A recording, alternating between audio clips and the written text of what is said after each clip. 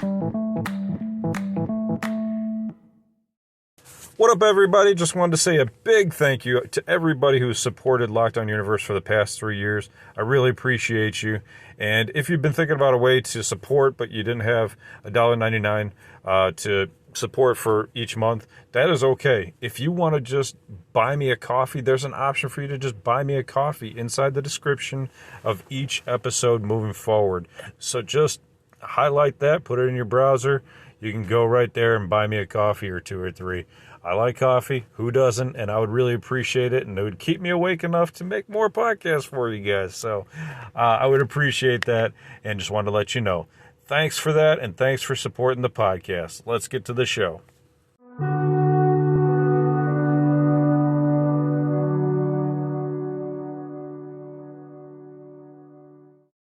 What up, what up, what up? Welcome back to Lockdown Universe, home of the bizarre, peculiar, and unheard of stories of UFO legend and paranormal lore. Welcome back, welcome back. Happy to be back. Hopefully you guys are doing excellent and taking care of yourselves. Today I've got a really interesting one. I've always been fascinated by hybrids, and not just gray hybrids. I'm talking about like animal hybrids, winged hybrids, hybrids that we can create. And this episode is going to be about one whistleblower who tells us about his experience in dissecting and working and doing surgery on some of these types of hybrids, such as a feline cat-tiger-looking hybrid and a walrus-type-looking hybrid. So let's get on into it. So one of my favorite whistleblowers, Emery Smith, talks about how he used to work for Sandia Labs within Los Alamos in New Mexico, and many people are pretty familiar with Sandia Labs, and many people work there that aren't involved in secret programs. But apparently Sandia Labs has a bunch of secrets that they don't want us to know about. And one of the interesting things is that they are involved in these hybrid programs where they're trying to create different species for a possible army to fight for us in the event of an alien invasion, or it could be for an entirely different reason altogether. They could be using these hybrids for another reason. I'm going to get into that in just a second. So who's the whistleblower, and let's talk about where he started working on this. So it's Emery Smith, and this is from one of the guy episodes where he talks about his participation in the programs at Sandia Labs inside Los Alamos, and he states that he was briefed into the genetic hybridization programs that they were using and what his roles were. So his roles were to perform surgery on certain pieces that would come into the lab. Sometimes they'd just be a little small slice of meat, and he had to dissect something out of it. However, as he started to work more and more, he would start to work on bigger and bigger pieces of samples to work on. And eventually, he started to work on different hybrids.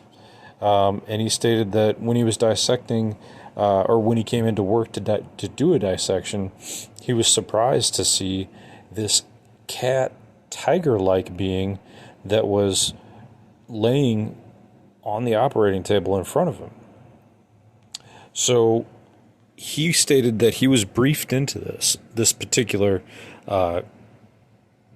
hybrid, and he was told about it. He stated that they did not hide the information this time like they sometimes do.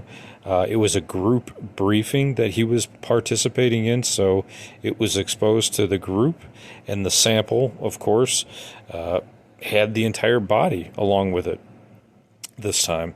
It was a tiger/human type being, he states, and it had fur on it. The DNA that he had to actually, look at actually had fur built into the DNA.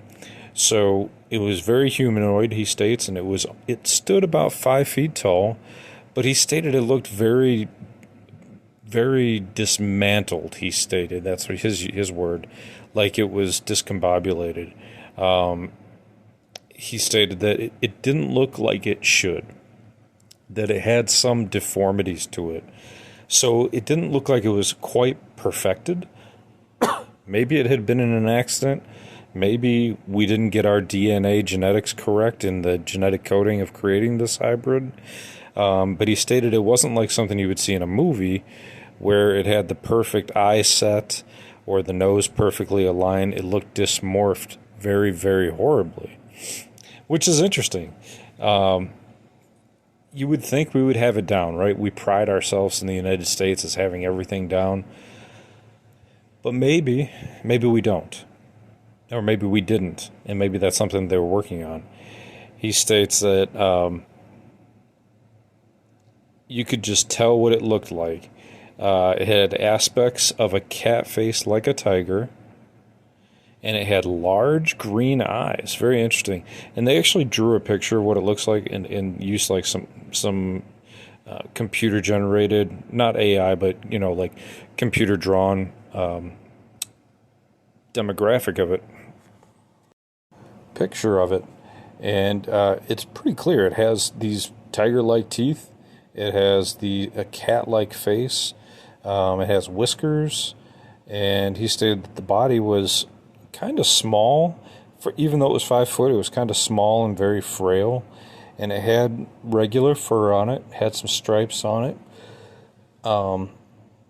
And David talks about how humanity has generally tried to put together our own breeds for dogs, for cats. We've bred lions and tigers to create a liger, right, or a tigon. There's 2 different kinds. If you've never heard of those before, you should look them up. It's a tigon and a liger. And David says that sometimes you can see that these creatures might have a disability, or you might be able to see, something in their face that seems to be not right. However, I mean, a lot of times these things, like, dude, the ligers are humongous. They're like 900 pounds. The parents can be 700 pounds, 500 pounds, but the baby, the infant, and what they create comes out to be about 1.5 times what the parents weigh. It's incredible. Meanwhile, a tigon will actually be about the same as their parents' weight, but a liger, holy smokes, look up those bad boys. They're humongous. And so, David asks, is there a lot of failed experiments, failed prototypes? Maybe this was a failed prototype. And, Emery states, yeah, definitely. It's definitely a possibility. They are experimenting with DNA and they make mistakes. However, he states that he believes that they've been doing this for long before he came there, and they're still doing it today. And he says he wasn't briefed in on all the projects on hybridization except for what he had to actually work on, which is what this creature was. But they told him it was a hybrid, that they had created it, which is fascinating. And Dave asked him, what would the tiger be used for? At this point, it's kind of speculation. But for Emery, he states it's a total military type of operation. That it's going to be a super soldier. That's what they're trying to create. Some sort of advanced entity that they can use to combat a war, whatever it is, aliens or whatever. He states that, in the Roman Empire, they use mastiffs.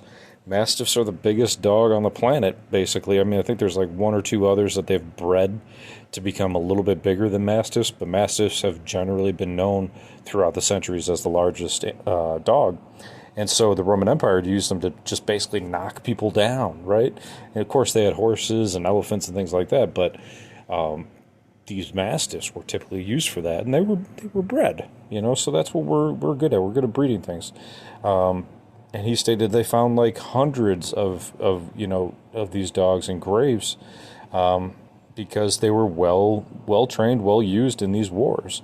So that's what he believes that they're creating these hybrids for us, for a hybrid killing machine, basically, is what he says. But the other interesting thing is that he also came across another hybrid.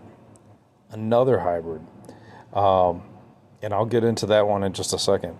But he states that, basically they're going to be able to control these hybrids, these like cat-like hybrids. Because why? Because cats are the king of the jungle, right? It makes sense. If you can create a humongous cat that you can control, whether it's through mind control or some other kind of control, you're going to win wars. Dude, cats are dominating. They can dominate everything. Their body style is amazing. They're the fastest land animal. They can tear through flesh no problem. They could take down any animal by themselves or in a group easily. And they can fight off dogs or canines or what are those coyotes, and there's what are those mangy ones in Africa? Oh gosh, it's not coming to me. But yeah, they can fight off a whole groups of those by themselves. It's crazy. Like 10 of them, so don't tell me that they're not using these cats to be super soldiers. They definitely could.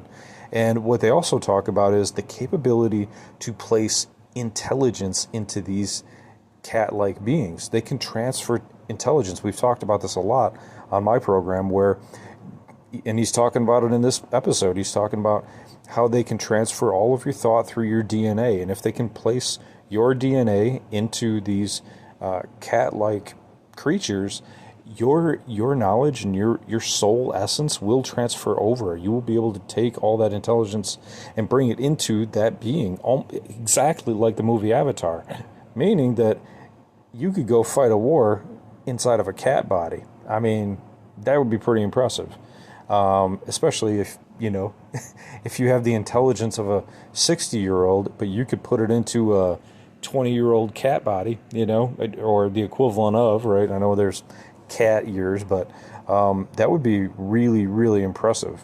Imagine having a 60-year-old mindset, and knowledge base, and being able to use that. And a 60-year-old that's been through martial arts training, who's been through championships, who's proficient at hand-to-hand combat, and then has the knowledge of leading men out onto the field after his prime has passed.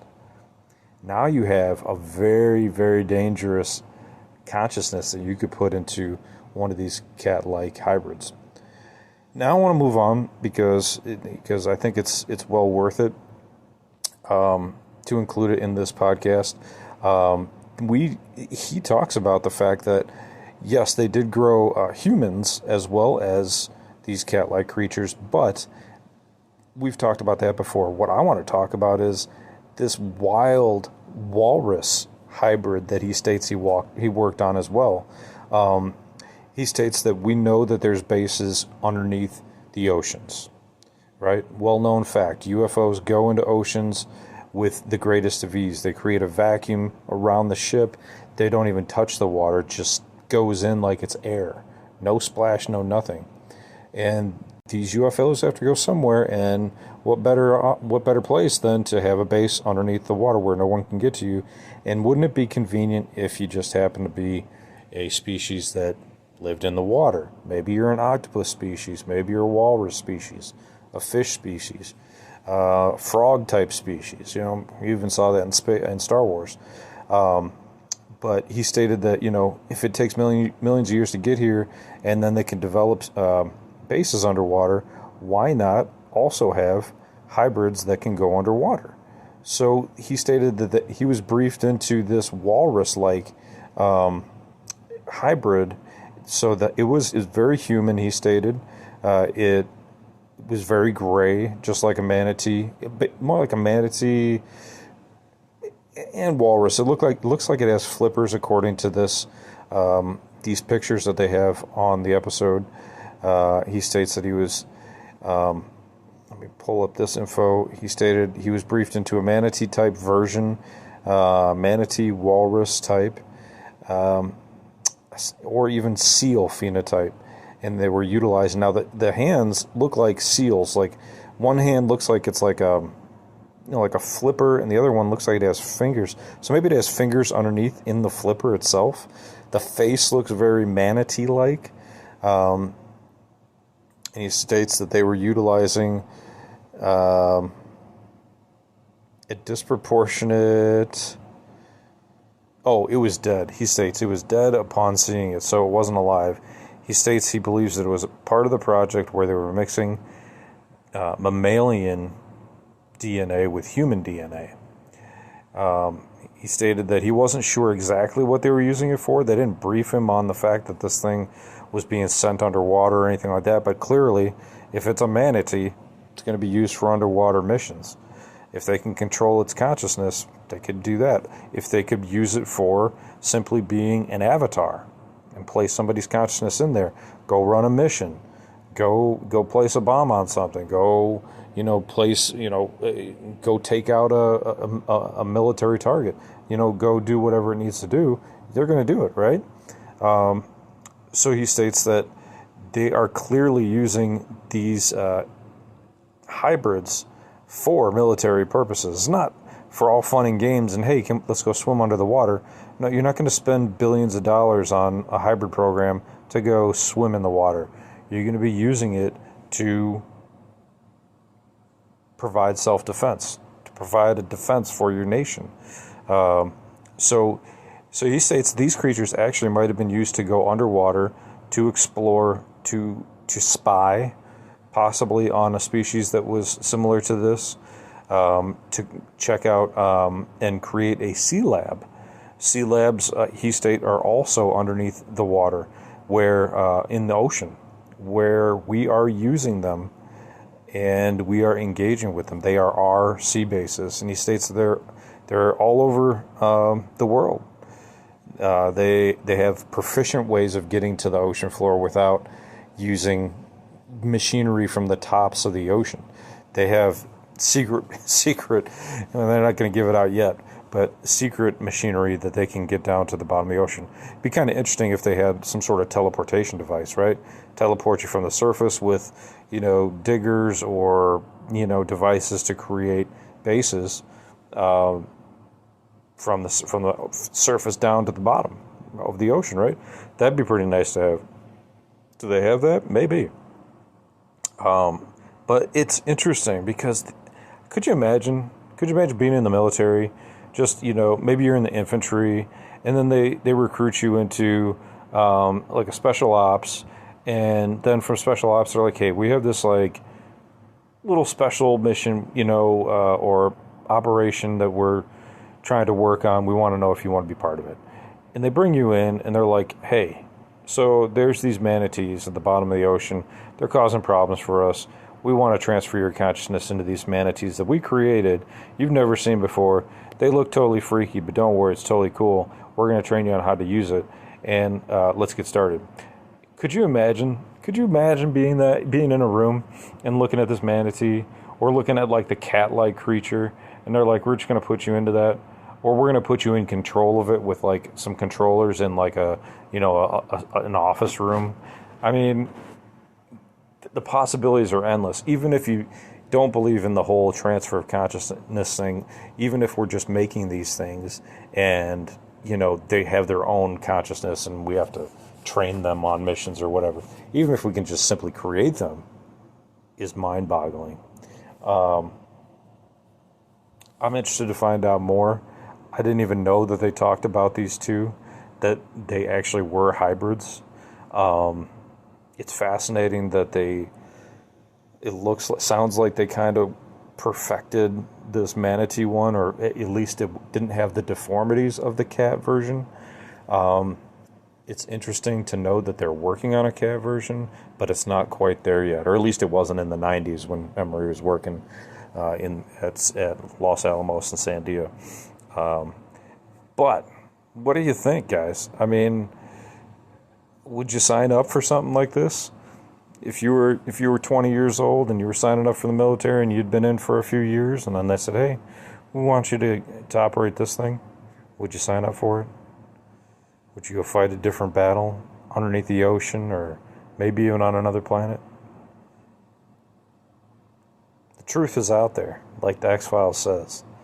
It's just for us to go out and find it, find the people that know about it, and bring it to light. Anyway, guys, I'm going to let you go. I hope you're having a fantastic day, taking care of yourselves physically, spiritually, emotionally. Carry that white light around you, protect yourselves. Follow through any hobbies and your goals and your dreams, whatever they may be. And as always, continue to question the universe around you. As always, guys, take care. Lockdown Universe out.